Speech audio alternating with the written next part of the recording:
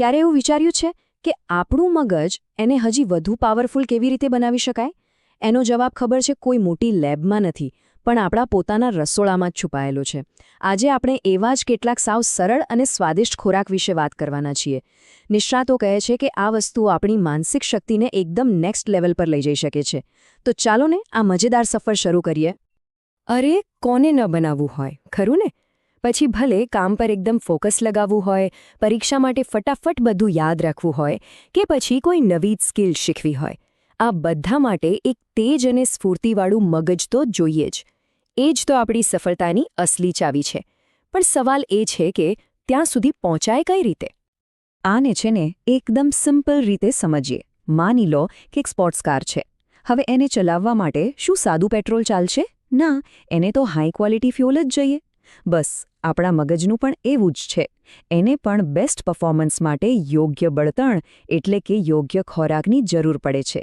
આપણે જે કંઈ પણ ખાઈએ કે પીએ છીએ ને, એની સીધી અસર આપણી વિચારવાની શક્તિ પર, યાદાશ્ત પર અને ફોકસ કરવાની ક્ષમતા પર પડે છે. આ કનેક્શન સમજવું બહુ જ જરૂરી છે. તો પછી મગજને તેજ બનાવવાની આ ચાવી છે શું?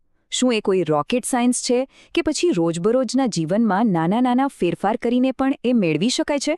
ચાલો હવે આના વિશે જાણીએ અને આપણું પહેલું પગલું ભરીએ. સારો, જરા કલ્પના કરો કે એવા 4 સુપર ટૂલ્સ છે જે મગજને એકદમ શક્તિશાળી બનાવી શકે છે. અને ના, આ કોઈ કાલ્પનિક વાત નથી. આપણે હવે એવી 4 સાવ સામાન્ય પણ ખરેખર અસાધારણ ખાવાની વસ્તુઓ વિશે જાણીશું જે આપણી માનસિક ક્ષમતાને જબરજસ્ત બૂસ્ટ આપી શકે છે. તો તૈયાર? દિવસની શરૂઆતમાં કે પછી ખાસ કરીને બપોરે જમ્યા પછી પેલી આળસ અને ઊંઘ જેવું લાગે છે, ખરું ને? કામમાંથી ધ્યાન પણ આમ તેમ ભટકી જાય છે. આવા સમયે શું જોઈએ? તાત્કાલિક એનર્જી અને શાર્પ ફોકસ. ચાલો જોઈએ કે એવા કયા 2 જાણીતા પીણા છે જે આમાં આપણી જોરદાર મદદ કરી શકે છે.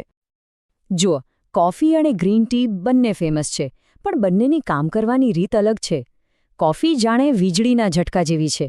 એમાં રહેલું કેફીન તરત જ આપણને જગાડી દે છે અને ફોકસ વધારે છે.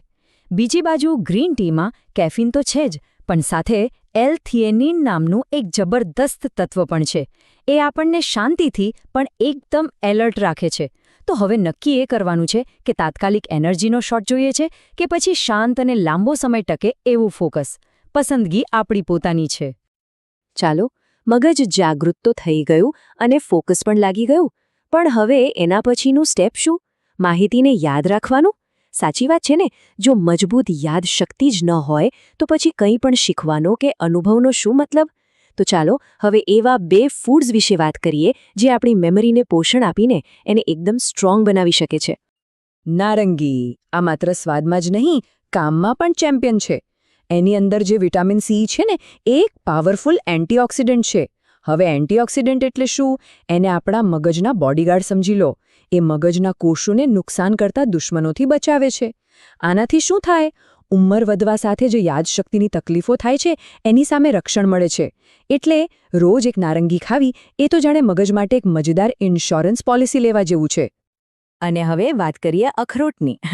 જરા એને ધ્યાનથી જુઓ. નાના મગજ જેવું જ દેખાય છે ને, નહીં? અને આ ખાલી સંયોગ નથી. કુદરત જાણે આપણને ઈશારો કરી રહી છે. અખરોટ પ્રોટીન અને ઓમેગા-3 ફેટી એસિડનો ખજાનો છે. આ બંને વસ્તુઓ મગજના કોષોને બનાવવા અને રિપેર કરવા માટે સુપર ઇમ્પોર્ટન્ટ છે. એનાથી મગજમાં મેસેજની આપ-લે સુધરે છે અને પરિણામે યાદશક્તિ અને શીખવાની ક્ષમતામાં જોરદાર વધારો થાય છે. તો આપણે જોયું કે કોફી, ગ્રીન ટી, નારંગી અને અખરોટ આ બધી સાવ સામાન્ય લાગતી વસ્તુઓ આપણા મગજ માટે કેટલી બધી પાવરફુલ છે. પણ ખાલી જાણકારીથી શું વળે? અસલી વાત તો એના અમલમાં મૂકવાની છે. તો ચાલો એક પાવરફુલ મગજ માટેનો એક નાનકડો સંકલ્પ કરીએ. આ એક વાત હંમેશા યાદ રાખવા જેવી છે. તંદુરસ્ત આહાર લો અને મગજને હંમેશા પાવરફુલ રાખો.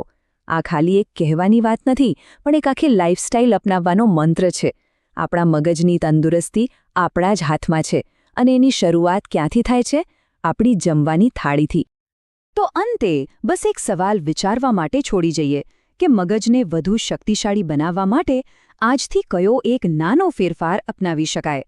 કદાચ સવારની 1 કપ ગ્રીન ટી હોય કે પછી નાસ્તામાં મુઠ્ઠીભર અખરોટ યાદ રાખવા જેવી વાત એ છે કે એક નાનકડું પગલું પણ બહુ મોટા પરિવર્તનની શરૂઆત કરી શકે છે. આ વિશે ચોક્કસ વિચારજો.